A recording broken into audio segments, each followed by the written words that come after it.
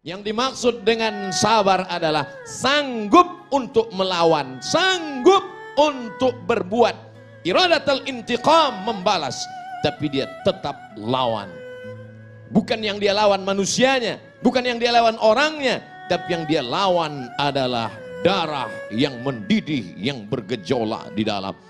Makanya kita selalu mohon doa kepada para habaib, kepada para ulama. Kalau ketika berjumpa, Habib, tolong saya supaya termasuk orang-orang yang sabar, karena balasan orang yang sabar adalah mendapatkan balasan tak terhitung jumlahnya. A'dadtu li'ibadiyas salihin, aku siapkan untuk hambaku yang soleh. Apa yang disiapkan Allah? Mala a'yunun ra'at, belum pernah terlihat mata. Wala uzunun sami'at, belum pernah terdengar telinga. Wala khatala ala qalbi bashar, belum pernah terlintas di hati manusia. Nampaknya bapak-bapak semuanya mendapatkan ini insya Allah.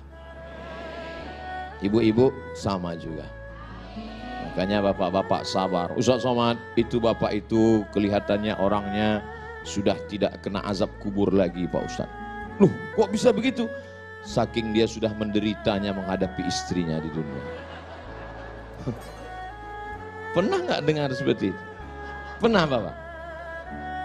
Ada orang yang begitu sabar menghadapi, saking sabarnya dia, setengah dari azabnya sudah diterima di dunia.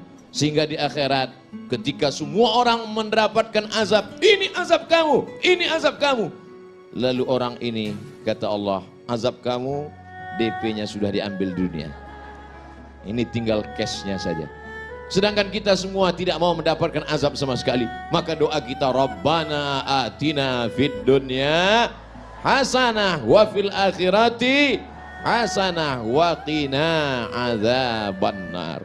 Di dalam kamus Lisanul Arab, kamus lengkap bahasa Indonesia Purwadarminta, sejengkal.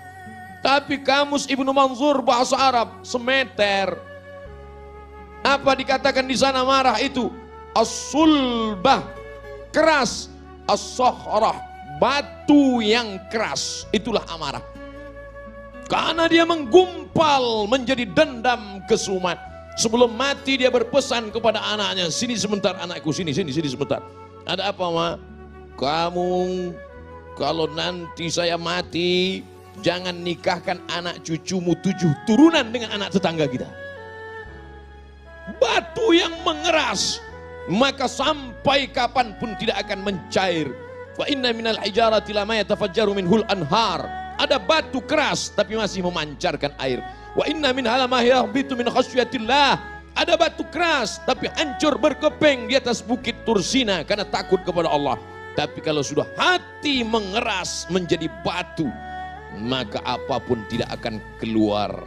Oleh sebab itu maka kita selalu meminta kepada Allah, Allahumma ja'al fi qalbi nura, jadikan di hatiku cahaya, wa fi sam'i nura, di telingaku cahaya, wa fi basari nura, di mataku cahaya. Semuanya berawal dari darah yang bergetar menggelora di dalam jantung. Makanya kita mesti menjaga hati.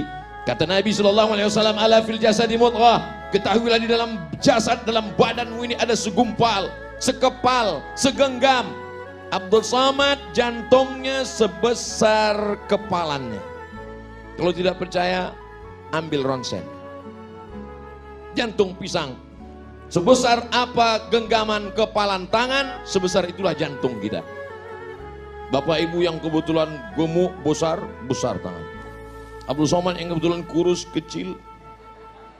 Orang gemuk itu sebenarnya adalah orang kurus yang hatinya selalu tersakiti.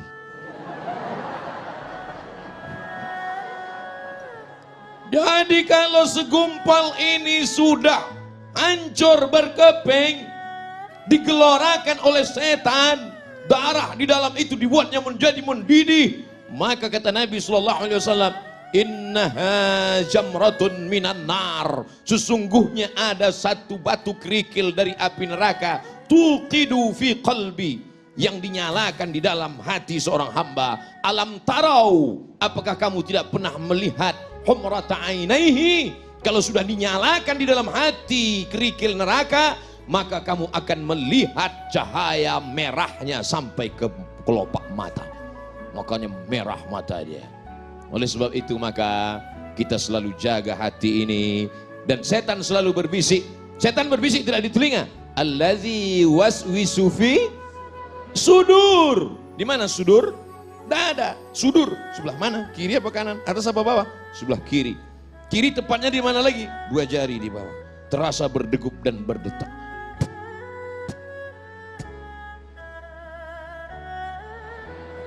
Kalau mikrofon yang mahal biasanya kedengaran. Iya. Oleh sebab itu maka ini harus kita jaga senantiasa. Dengan apa menjaganya? Ala bizikrillah. Dengan banyak-banyak berzikir mengingat Allah, tatmainnul qulub. Yang bergojak tadi, yang menyala tadi, yang mendidih tadi, kalau kita mau tenangkan, bagaimana cara menenangkannya? Zikir. Kalau ada yang terkena musibah, meninggal anaknya, terbakar rumahnya, apakah dia marah kepada Allah? Tidak, dia sabar. Kalau ada di antara ibu yang suaminya dilarikan orang, tetap disitulah baru kelihatan bahwa yang namanya marah itu bukan dihilangkan dari diri manusia, tapi tempatkanlah marah pada tempatnya. Apa itu Ustaz ceramah kok marah-marah? Itu bukan pewaris Nabi. Nabi itu nggak pernah marah. Coba lihat, ketika Nabi dilempar pakai batu, basah tapak kakinya kena darah, terompak kayu sendalnya habis berdarah. Marahkah Nabi? Tidak. Datang malakul jibal, malaikat jibal, bukit segala bukit. Hai Muhammad sallallahu alaihi wasallam, tunjukkan padaku mana bukit yang paling besar di atas muka bumi ini. Akan aku timpakan ke atas negeri Taif, rata mereka semua dengan tanah. Sebelum kita dengar jawaban Nabi SAW, andai yang datang itu malaikat kepada Abdul Somad. Hai Abdul Somad, tunjukkan mana. Belum lagi selesai malaikat, langsung saya potong ngomongnya. Itu Gunung Bromo, itu Gunung Kidul, itu Gunung Merapi. Ratakan mereka dengan tanah, jangan sisakan satu pun. Itu makanya tidak ada Nabi bernama Nabi Abdul Somad, karena tidak lulus fit and proper test. Apa kata bumi? Wahai Muhammad sallallahu alaihi wasallam, kalau sampai darahmu menetes kena ke bumi, aku telan penduduk Taif itu rata sama rumah-rumahnya, aku telan. Apa yang dilakukan Nabi SAW? Nabi menyapu, mengusap supaya darah tidak menetes ke bawah. Andai malaikat berkata, bumi berkata, tanah berkata kepada Abdul Somad, Abdul Somad, andai menetes darahmu ke tanah, langsung saya gesekkan ke tanahmu. Tapi Nabi Muhammad SAW, adakah dia marah? Tidak. Adakah darahnya sempat menetes ke tanah? Tidak. Apa doanya? Asallah an yukhrij min aslabihim man ya'budullaha wa la yusyrika bihi syai'a. Ya Allah, keluarkan dari tulang sulbi mereka anak cucu yang akan mentauhidkan engkau, tidak mensyirikkan engkau. Bumi yang melempari Nabi itu sekarang 100% menjadi negeri Islam.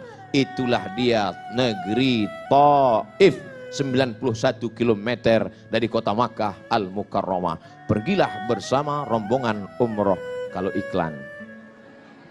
Artinya apa? Perjalanan hidup ini ada kalanya Nabi tidak pernah marah. Ketika pada perang Uhud, sahabat mengelilingi baginda Nabi Muhammad sallallahu alaihi wasallam.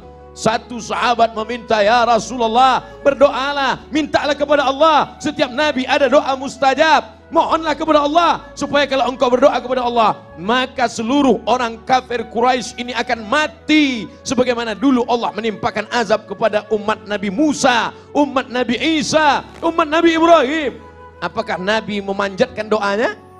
Tidak. Apa kata Nabi? Aku simpan doa mustajab itu syafaatan li ummati yaumal qiyamah, untuk syafaatku untuk umatku sebagai syafaat nanti di akhir zaman. 1441 tahun yang lalu dia sudah memikirkan kita. Dia tidak marah, dia tidak pernah mengamuk, dia tidak pernah berteriak. Kenapa Abdul Somad kalau ceramah teriak-teriak? Karena Abdul Somad ceramah jam ini suasana genting. Habis makan siang, urat perut tegang, urat mata kendur.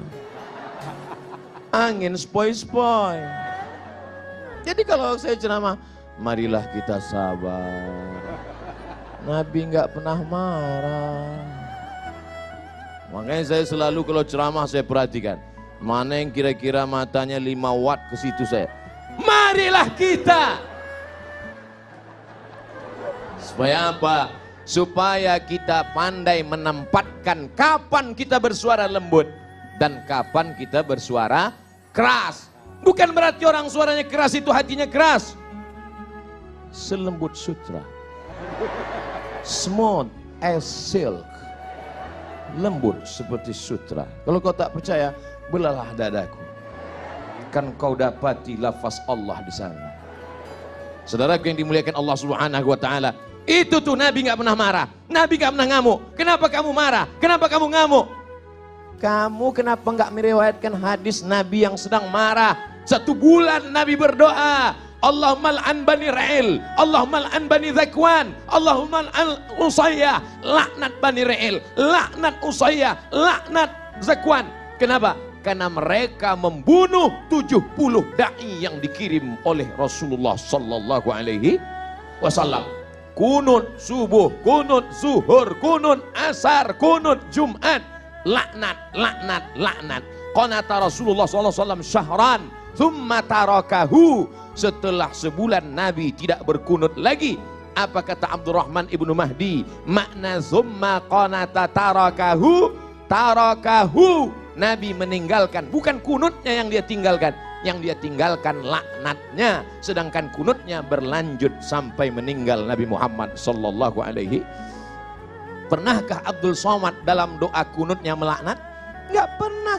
Allahumma hadina fi man hadait, amin, wa afina fi man afait, amin, wa tawallana fi man tawallait, amin, wa barik lana fi ma a'tait, amin, wa qina bi rahmatika syarra ma qadait, amin. Sisanya pujian kepada Allah. Fa innaka taqdi wa la yaqda 'alaik wa innahu la yadhillu man walayt wa la ya'izzu man 'adait tabarakta rabbana wa ta'ala falakal hamdu 'ala ma qadait nastaghfiruka wa natubu ilaik. Bagi yang hafal, yang enggak hafal gerak-gerak kena yang mulut. Bagaimana kalau Abdul Somad kunut subuh, kunut zuhur, kunut asar berdoa, Allahumma al'an Israel, Allahumma al'an, pokoknya laknatlah semua yang menzolimi, yang menganiaya, yang mengkriminalisasi ulama, yang menyudutkan orang-orang soleh, laknat. Kira-kira kalau kita baca doa kunut subuh, kunut zuhur, kunut asar, kunut maghrib, kunut isya, apa kata orang? Itu imam radikal. Padahal kita sedang marah. Kalau agamamu dihina, ulamamu dilecehkan, kau tidak marah, maka gantilah bajumu dengan kain kafan.